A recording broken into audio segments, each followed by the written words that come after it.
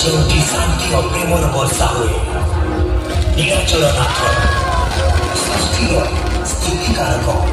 ଭକ୍ତଙ୍କ ଭାଗ୍ୟ ଦେଖାଇଥିବା ଜଗନ୍ନାଥଙ୍କୁ ଶତ